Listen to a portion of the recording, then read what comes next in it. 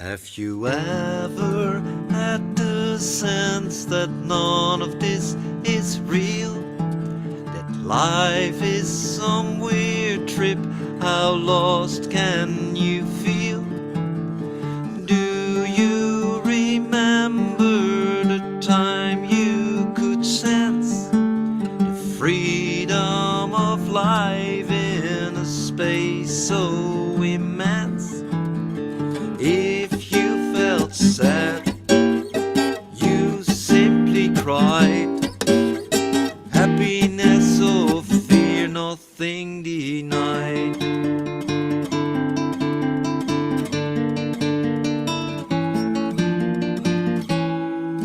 But we have collected some silly ideas, entrenched in our thoughts about what it all means. This prison of me, how I am or should be. We forgot it's a play, a dramatic comedy. But it's just pretense. You're still that innocence. You don't fit in a box. What a paradox.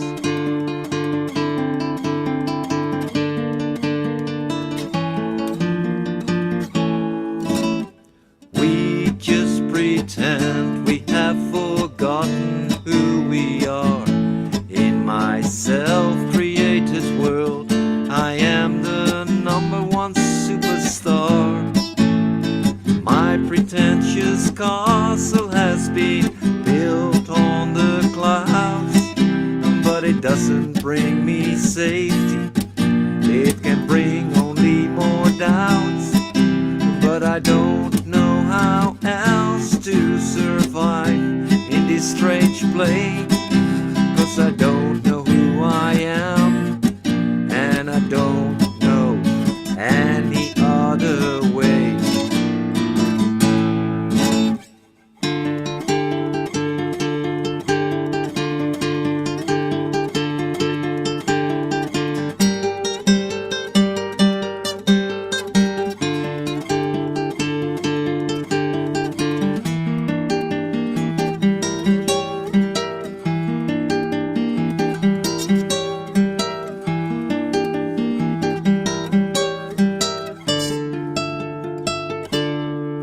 It can seem depressing, this meaningless life. It takes your ambitions, your goals and your drive.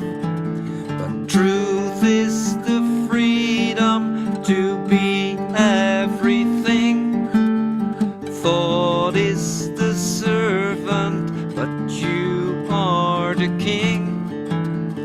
It is a great relief to get the joke of it. There's nothing to achieve, 'cause this is it.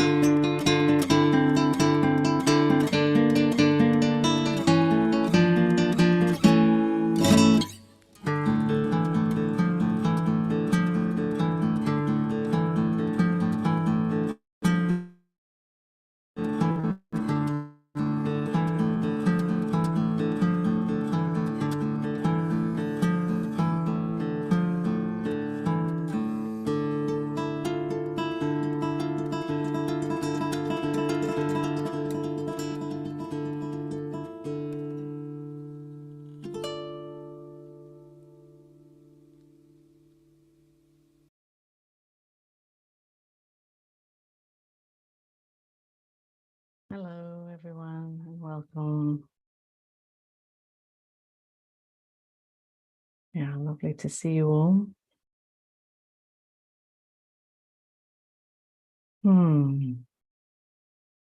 So welcome to today's open webinar. And today's theme is how can we stay in the awakened state? Yeah. So let's start by first of all taking some time to look in at how we're actually feeling right now, first of all. So let's close our eyes.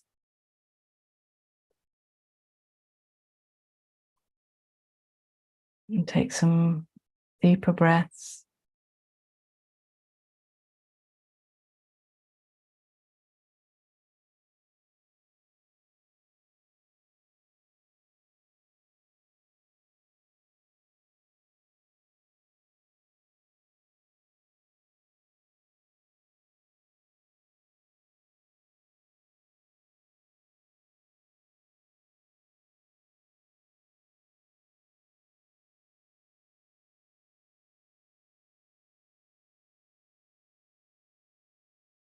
You can just take a few moments to scan this body, just acknowledging whatever is here, any sensations that are particularly prominent, or any emotions, any particular waves of energy.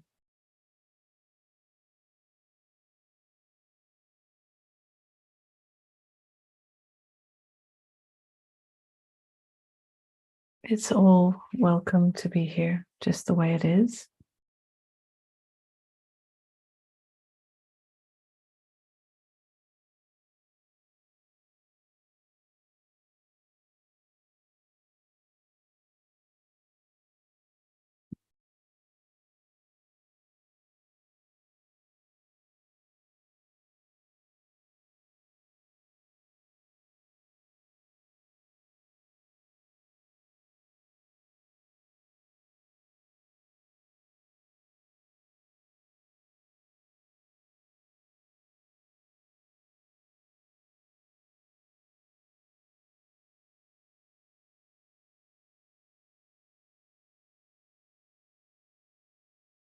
And if there are thoughts, they're also welcome to be here.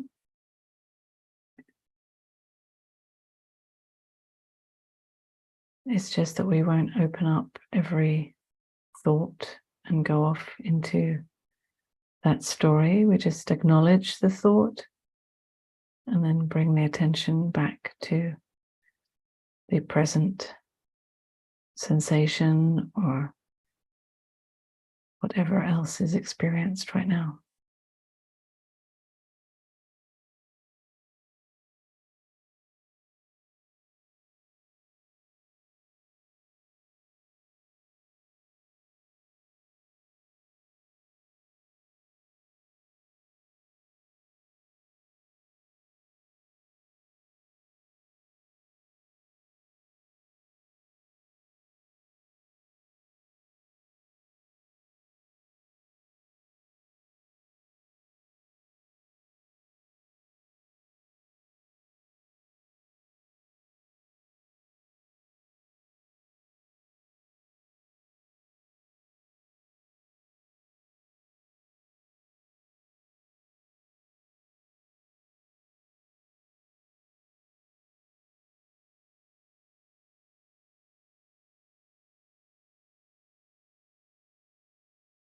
Noticing the breath,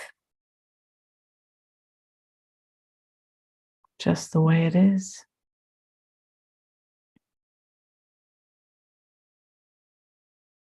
And each breath is like an anchor to this present moment. Each breath is an invitation to meet myself right now in this breath.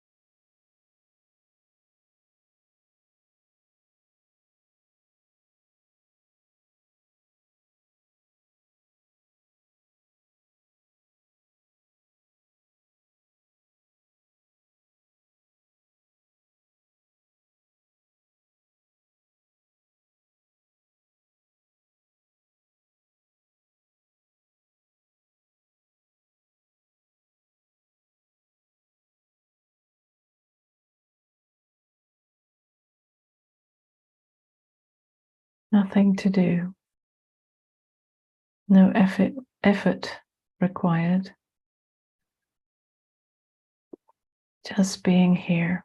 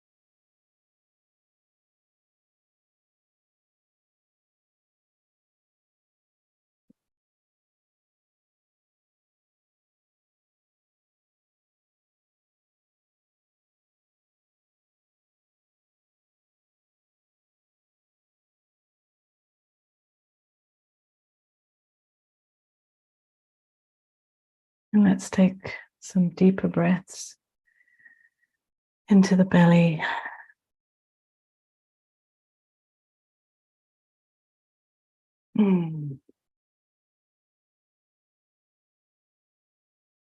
Noticing the feet on the ground, feeling the sensation of the ground holding us up. And when you're ready, we can open our eyes and bring our attention back to this screen and all of the people and in our little boxes.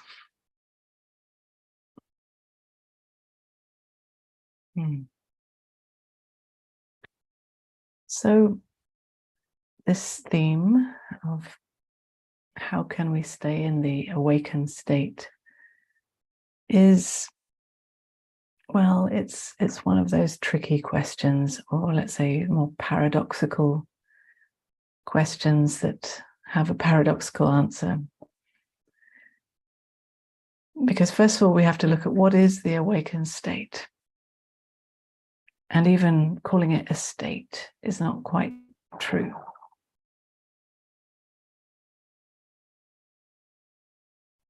Perhaps you might have experienced an experience of recognition or an awakening experience where you felt yourself as you knew yourself to disappear. And perhaps the experience was a very expansive experience. There were no thoughts in that time. It can be a short experience, very momentary, or it can be for some time. It can last for some time. Some people even describe those experiences as blissful, a sense of oneness, wholeness, nothing missing, perfection, peace,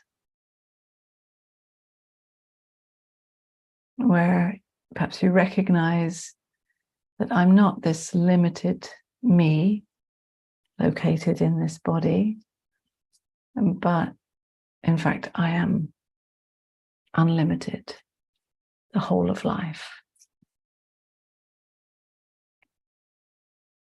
And this experience of recognition or awakening,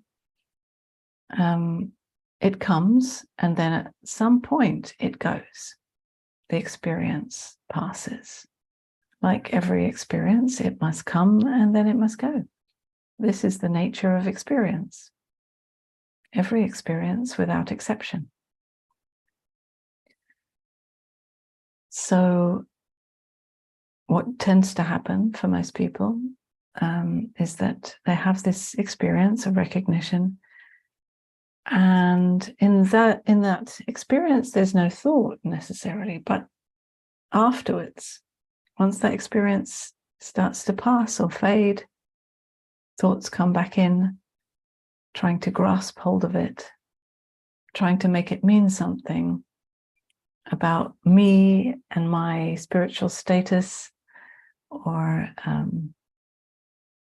it implies that whatever I did to generate that experience, that must be the right thing to do, and so therefore I must keep going with that. Or I did something right and now I've done something wrong. I got it, I lost it. All these kind of thoughts, making a me in some way meaningful in relationship to this experience, and the experience of it passing also. And then ordinary life, whatever it is for you, being human, whatever whatever messy stuff is going on in your human life, seems to come back. And for a while it can seem like you crash down to the ground, because if you've had an experience of being really high and blissful, blissed out, then the contrast of your human experience, your ordinary emotions, thoughts, sensations, interactions with others that are now seen not to just be in oneness, but a me and the other again. All of that is now believed to mean that something is wrong, something is missing, and I need to try to get back there to that beautiful state of oneness and wholeness. Yeah. So then this chasing the state, the experience, that beautiful expansive state goes on. And you might have that experience again at some point. And then again it passes. And again you chase it. And this is what happens for so many spiritual seekers. They're chasing this state, this experience. And, this state is a beautiful state. There's no denying that. Of course, if we have that experience, we enjoy basking in that state. But the trouble starts when it passes. These thoughts that try to grasp hold of it and make it mean something about a me cause trouble, because this experience of recognition doesn't mean anything about a me. In fact, what you recognized in the midst of that experience is that there is no me. There is no separate entity in here negotiating and navigating in the world out there. There is simply oneness and wholeness.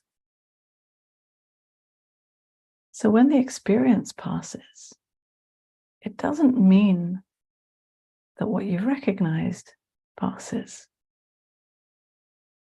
And this is radical, because so often we are so interested in the experience for me, what the experience means about me.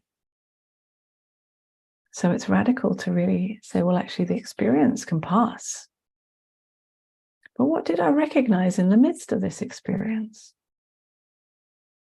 This is the awakening that doesn't depend on experience. So we enjoy the experience while it's here, sure. But when it passes, there's no surprise. Of course it's going to pass at some point. And it doesn't mean that I've now lost something, or there's something wrong with me, or I've done something wrong, or that now I need to make a lot of effort to get back there. In fact, these beautiful states or experiences of awakening, they come by themselves. It sometimes seems as if what you have done or where you are or who you're with can affect these experiences, and who knows, maybe sometimes an energetic, certain circumstances where there's an energetic resonance, this can provoke that sense of expansion and recognition. And so then the thought says, well, it's dependent on those circumstances or that person. But essentially, the experience came, and it doesn't really matter why or how. It just came, and it's a gift, but then it also just passes for no reason at all. So it doesn't mean anything about who you are. And this is really the bottom line. So it's not about how can I stay in this awakened state. See, this is normally what we are trying to do. We're trying to stay in that state and make that state permanent, rather than seeing that it's a temporary state that comes and goes, maybe comes again and again every so often, but eventually it goes. And this is just the nature of it. See, often we have this misconception that if we work really hard and make a lot of effort or do something where we can generate this experience again and again, then perhaps the experience of that state will become one long permanent state. You know, certain practices and situations do generate these states. And so if you keep practicing, perhaps that state will be elongated a bit. But eventually it will pass, or it will change in some form. So we have to acknowledge that this is the nature of these experiences. So then, as I said, the question is not, how can I stay in this awakened state? It is, in fact, how can I know what is beyond all states, all temporary states and experiences? How can I acknowledge the truth of who I am, that is always aware of all states and experiences?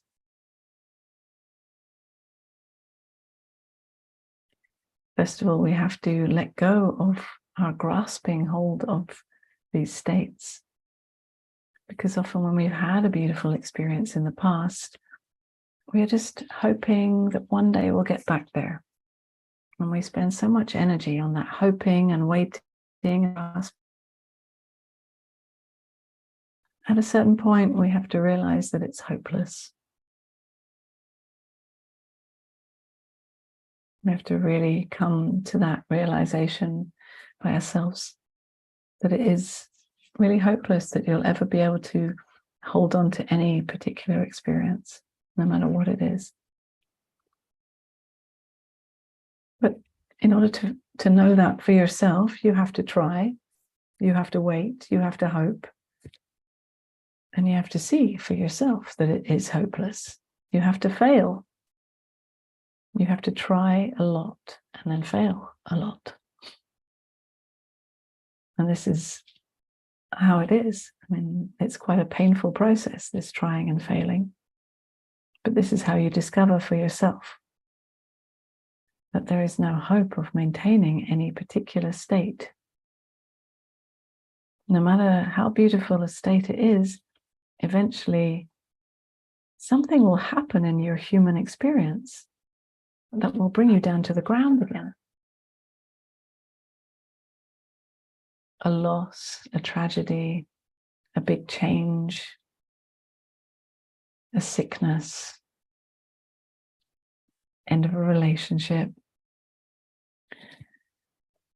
You know, anything can happen, but it's often something, let's say, a bit more tragic, often that reminds us that actually all beautiful states cannot be an escape from our human experience. Eventually, we have to face the reality, and the reality is often a very raw and uncomfortable experience of being human. And like all experiences, even discomfort passes, just like bliss passes.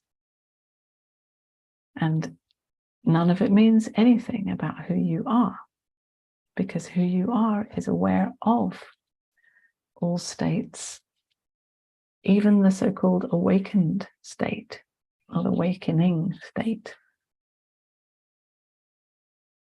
And when you acknowledge that, and you see that no states are worth making all that effort for, because they will pass anyway, then you see for yourself that awakening, or that knowing of who you are, is not a state. It's you. And you can't move from that state. It's not a state, but you can't move from that. So there's no question of how can I stay in it. You are that. It seems to be only that there is a game of forgetting and remembering. And there are those moments of remembering where you have those beautiful experiences of the awakening. There's a remembering, and then there's a forgetting, and then there's a remembering and a forgetting.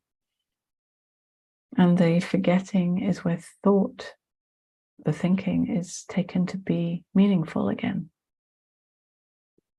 As if there's meaning about me. But when you see, it's just a thought, then you're not identifying with it. You're not believing that it means anything about who you are. And you see for yourself that no matter what thought says, it cannot touch or change this knowing of who you are.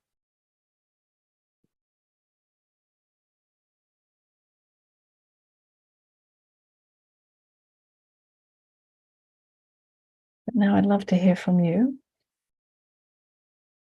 So if you'd like to ask a question or have a dialogue, you can just raise your hand.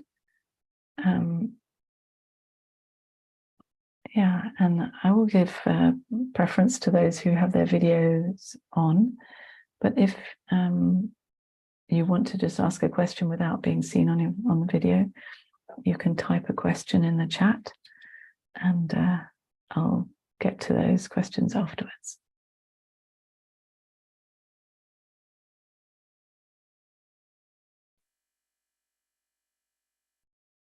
So, Ravi Kant Kohli.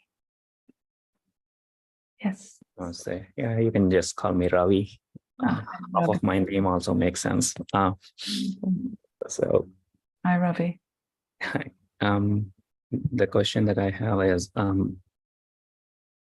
if someone doesn't have that experience yet, is it still advisable to hanker for it first and then kind of like have these insights develop?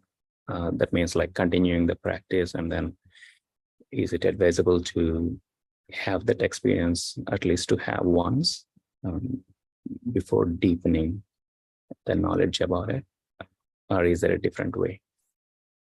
I would say that the very fact that you are here means that you've had some kind of experience like that.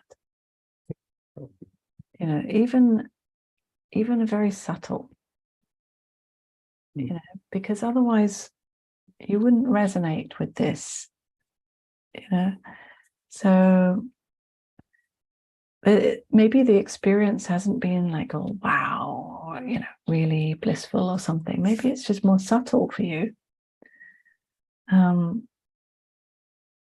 Maybe it can't be grasped by the mind and understood, or even called an awakening state.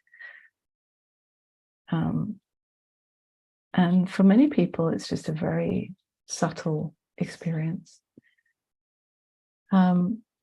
And, I wouldn't say that having an experience like this is necessary. But, as long as there is a feeling in you of wanting or grasping, waiting, hoping for something like that, then you must follow it, because you can't force yourself to stop hoping. Right? That's why I said you have to try and hope and wait as long as that is there. And when you see for yourself that it's hopeless by trying and failing, then that hope falls away. You see?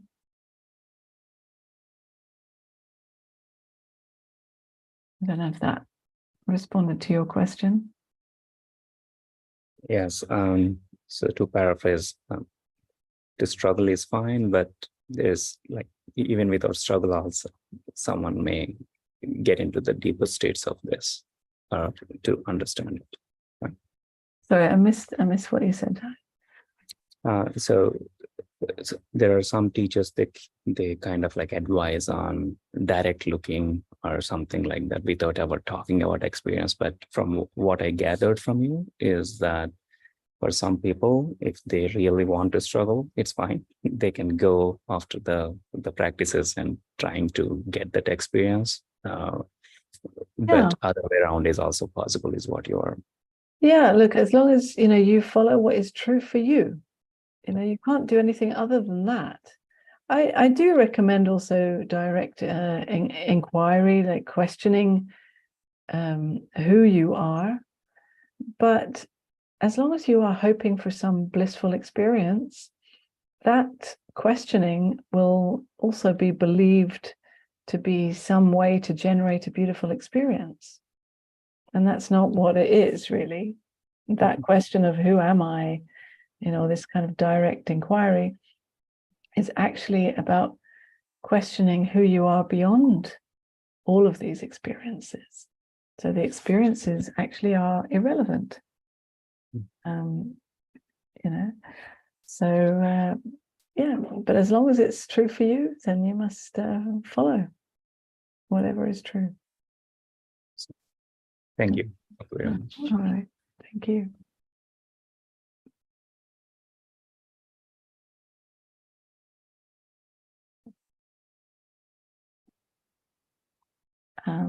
Kathy.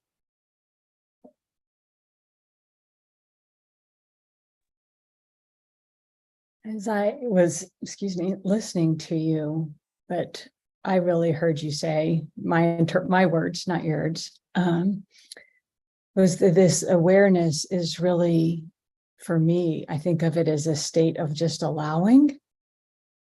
But gosh, I don't like that.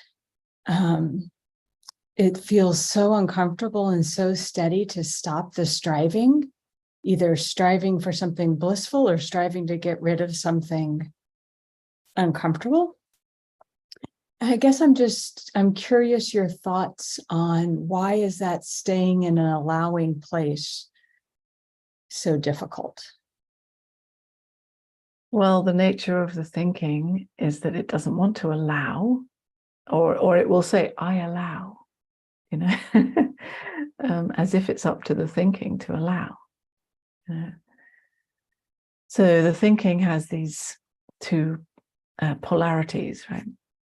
That's just how it works, right? So it will either say I allow or I don't allow.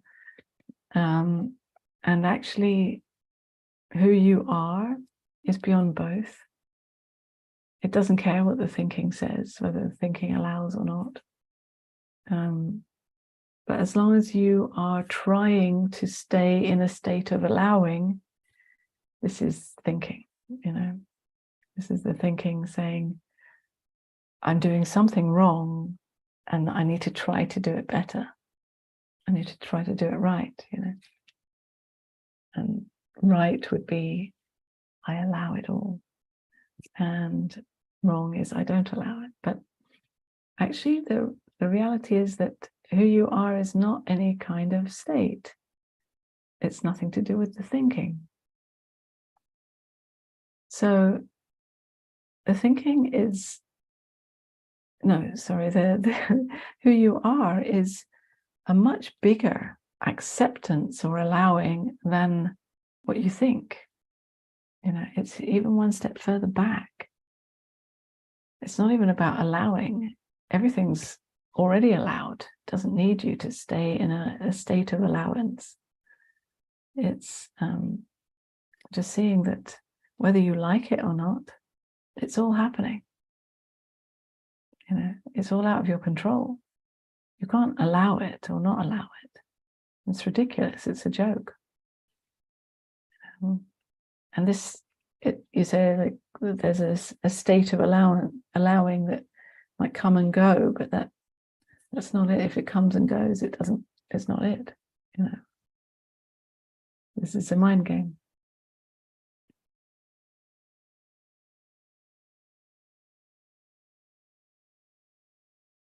Thank you. I think what you said that really got to the point was, for me, allowing is really the lack of trying either way. But it's what's so difficult for me in that is the really letting go of the control, the perception of control. Mm-hmm. You know, that it, on some level, it doesn't feel safe. So thank you. Yeah, I can understand. It doesn't feel safe because actually it's about the death of who you think you are. And that doesn't feel safe, obviously, because it's a death. You know, so then it's very natural for the thinking to be like, oh, I can't do that, no way. And all the control mechanisms are ready to, you know, hang on tight, to not allow, because falling back into absolute allowing is not any kind of doing, because there's no one there, there's no one left to even allow. Can I say one more thing? Sure. You're just really resonated it's the death of, I'm going to get emotional, the death of who I think I am. But if I'm living in who I think I am, the real me has already died. It's death either way. In that, yeah. I mean, there's no real living in, or, I mean, you are being lived. That's the death, right? When you believe that I am living, then you're believing in thought. But if you see that you are being lived, then there's no one living.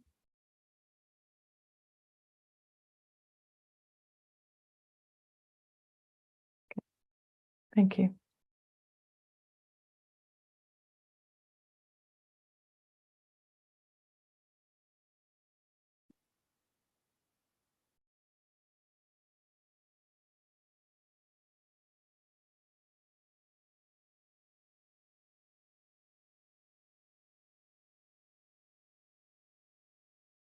Marit.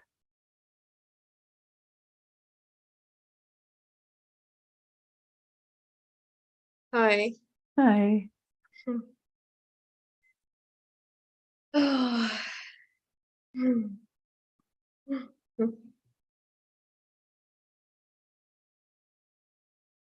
Yeah, about allowing everything.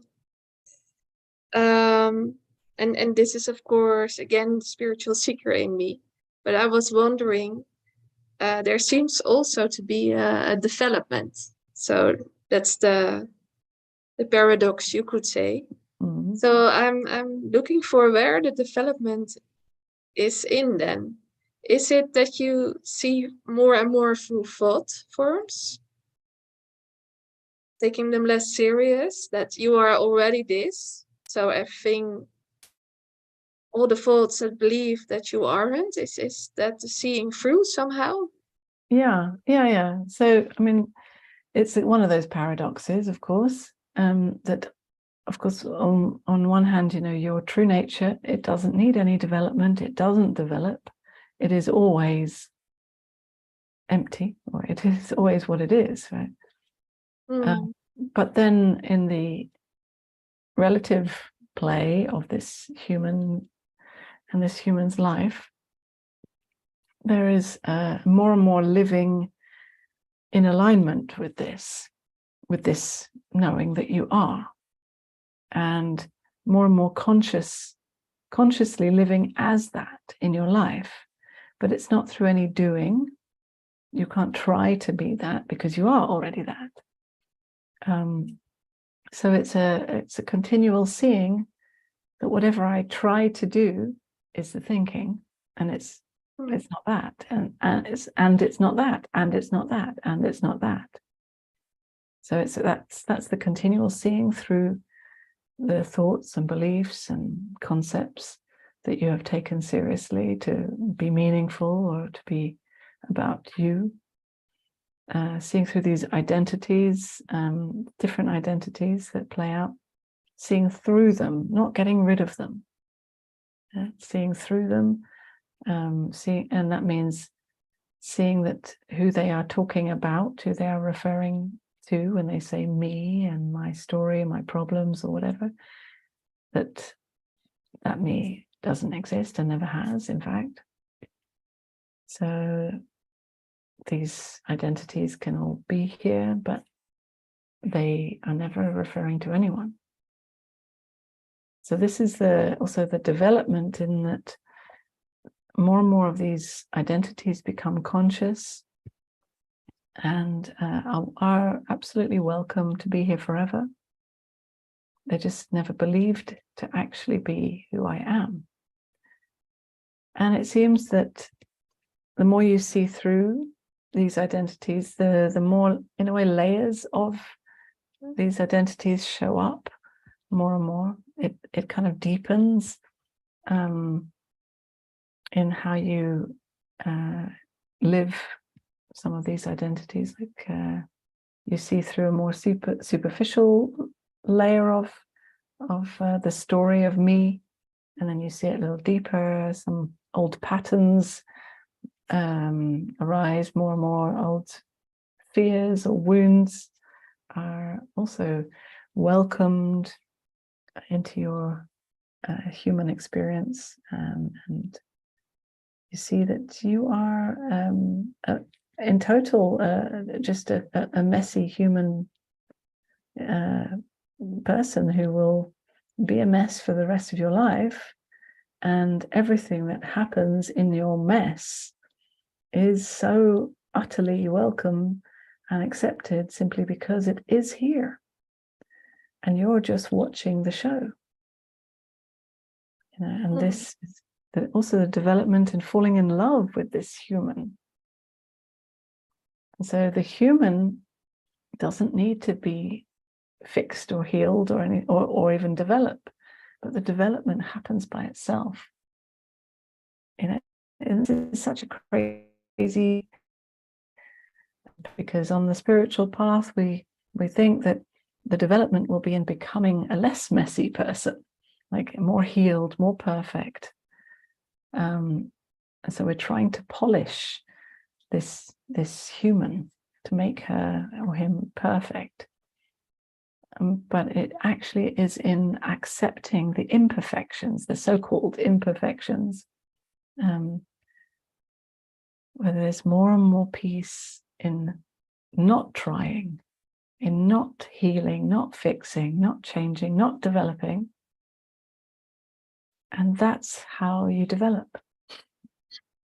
When you no longer need to or care about developing, that's where developing happens.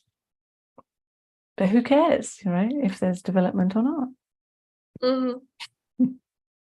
Yeah, because you can't even control the seeing through. Also, that is happening or not. You can have a desire or like a willingness to keep stepping into the fire, to keep showing up, a passion for the truth or a longing to be free, following that's like the call home from yourself to yourself.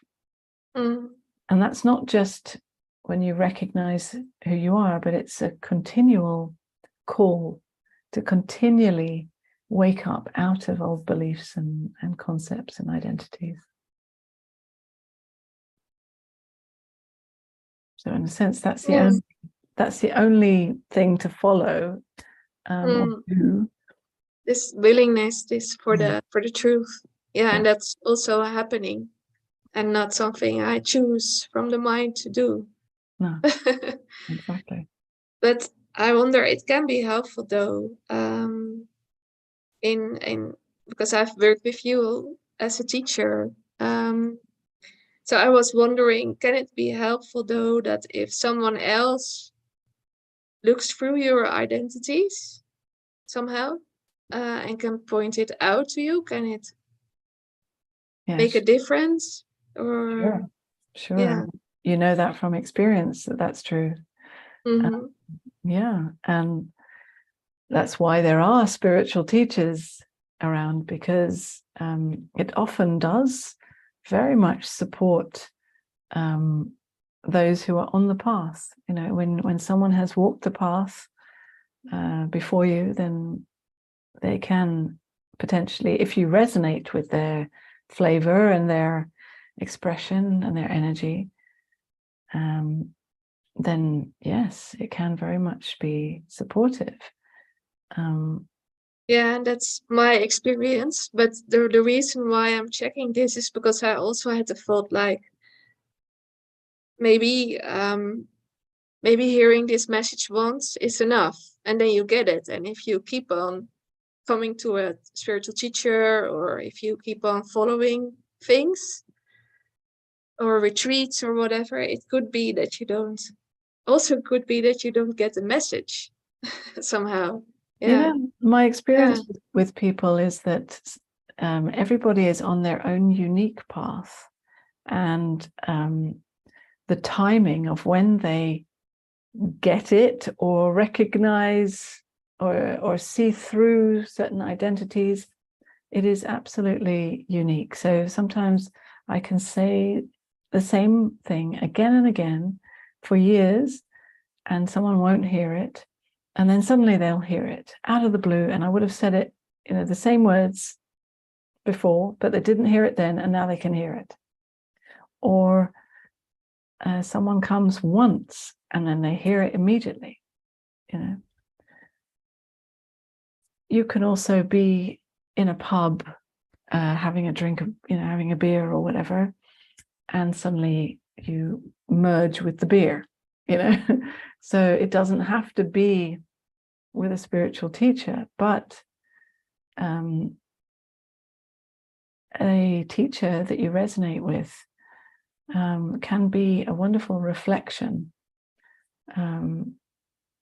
to use in yourself. You know, so it's never about the spiritual teacher or trying to become like the spiritual teacher or anything like that. It's about how you can use the spiritual teacher to support your own path. So it's harder to use someone sitting in a bar to talk about, you know, the truth of who you are, or to help you explore these identities. But you never know who you might meet in a bar, in fact. Yeah, there's not one good way, of course. No. And when there's a readiness, when there's a ripeness, you hear this message. But also saying that, it's also an energetic thing that isn't about any particular words or circumstances. And that part I can't really put into words, you know, because I don't even really understand how it works. It's you know, sometimes you just resonate, and your thoughts might not understand, but something else in you that really gets it. And that is often where being with a teacher that you resonate with, that is very supportive, just energetically.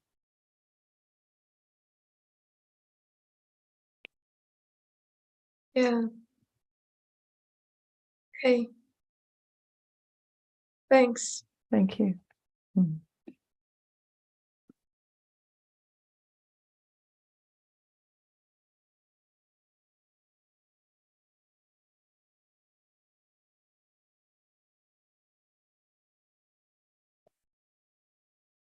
Anyone else?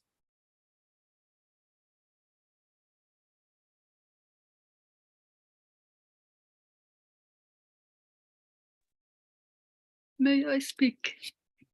Who's that? Yeah, Yes. Tula?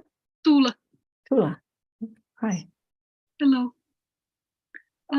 I've been aware of you for so many years.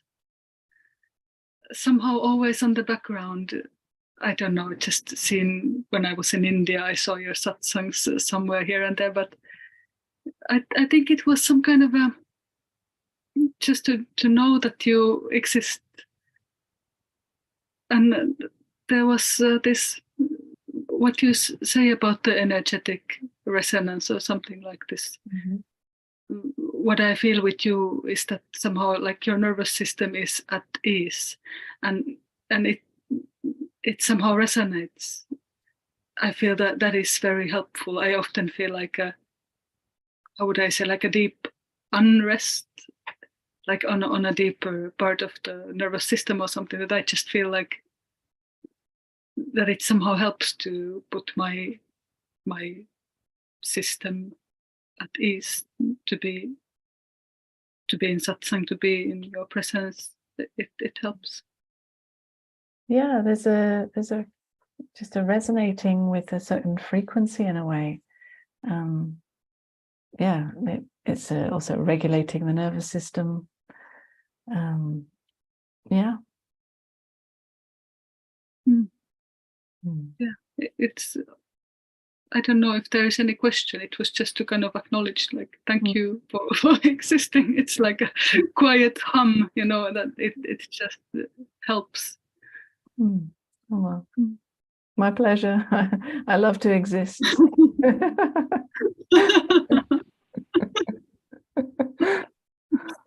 Very good. Thank you.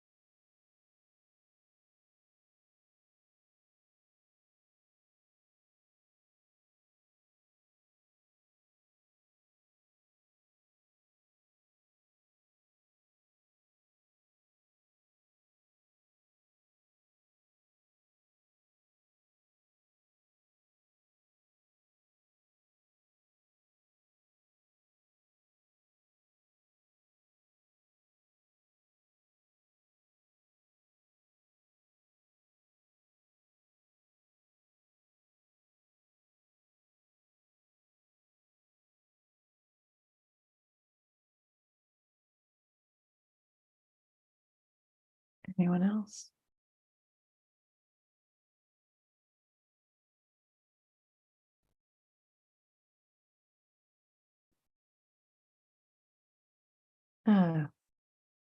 Henrietta. Hello. Hi. Yeah, it's not really a question, but yeah, that resonates with me. That I think that's that energetic resonance. I recognize in myself that my mind is quite active, as I'm sure you know, and sometimes it's almost the noise of the questions and the thinking that sort of gets in the way. And all the questions sometimes feel like they almost get in the way of that energetic resonance, and that almost just to sit for and go through waves of discomfort and just see where that goes is almost, for me, I think, as helpful as any words. I mean, the mind wants answers, so it keeps asking, but I do recognize that the real power is in, or the beauty in a way is just in riding those energetic waves that keep coming whenever we're doing it. In a way, there's kind of, you could say, two levels of what is happening at the same time. There's this energetic resonance, but then the thinking, it has its questions, and often we just need to answer, or at least attempt to ask, first of all, ask those questions, just so that they are acknowledged and heard. The answer that those questions get may not be so satisfactory for the mind, but it's also important for those thoughts, those questions to be asked, so that they're not kind of in the background, hanging on to a bit of hope, you know, because it's with each question there's a bit of hope. Like, oh, if I get the perfect answer to this question, then I can relax. So, you know, at least the majority of these questions need to be asked so that they can hope and then fail, and then hope and then fail. But after a while, yeah, you can see also that all the questions come from a restlessness in the body, trying to avoid discomfort. You know, but it's a thin line, because sometimes we really just need to ask those questions, and sometimes we need to just stop and feel. Yeah, I mean, I know the questions keep coming, but there's just a real sense almost that when those moments come when the questions, even for a while, can stop, or even if they don't stop, that when you can drop back into that sort of wave, there's this real acknowledgement of how that wave kind of builds, and there's just almost that joy and relief and kind of going, okay, now that can kind of really start to move, you know. And it's almost as if the thoughts, you know, and thinking just keeps a lid on all of that somehow. That's how it feels. Yeah. Yeah, it acts as like a protection, so you don't have to feel that. Yeah. Okay, thank you.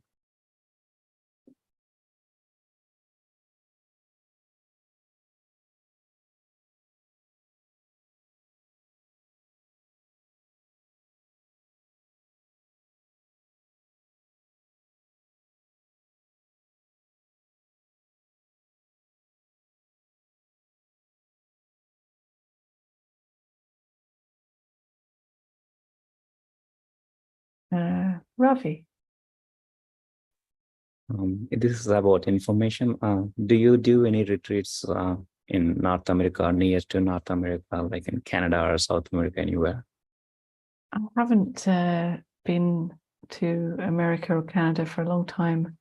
I was just felt a bit too much to travel so widely. So I'm mostly in Europe now. Our loss, I guess. Who knows, maybe some point in the future, but at the moment it's mostly in Europe. So,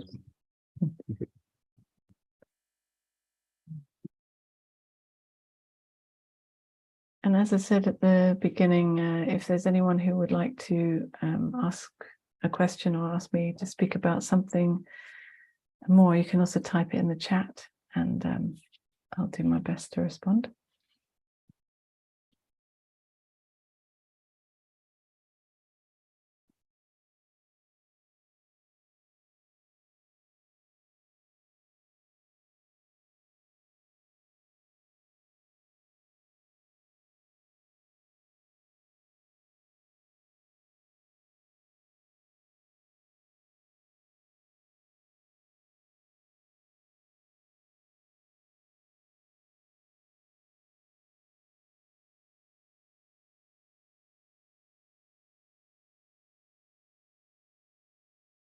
I see that Ruth is putting up her hand. Ah, Ruth, thank you. Thank you, Marit.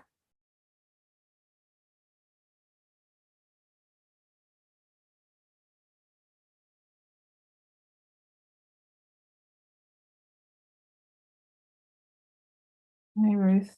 And Yeah, there you go. You didn't. now I got the right button.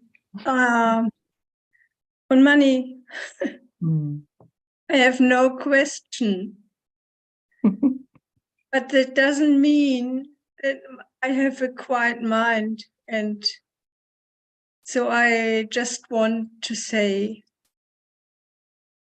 I have this confused mind, and I can't put so clear questions. But I love to be here I love to listen to you. I feel like a child. I am a child. So just thank you. Yeah, that's beautiful. Thank you, Ruth. Thank you for being here. Mm. Mm.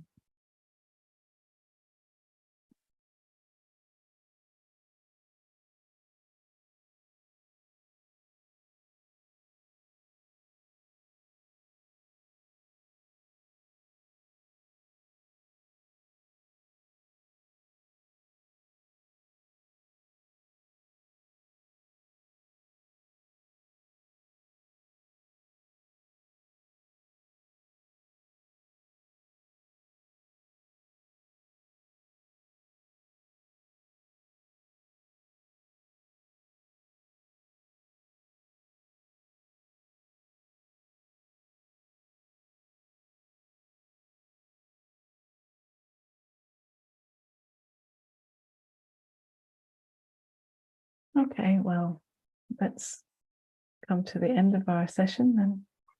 And our next open webinar will be on the 13th of August. Right now, I don't know what the theme is, but it will be on the website, or it is on the website. And yeah, I look forward to seeing you then. And thank you very much for being here. And thank you also to those of you who made donations for this free webinar. Of course, every donation is very supportive of this, of my work. Yeah. Thank you very much. Bye, everybody.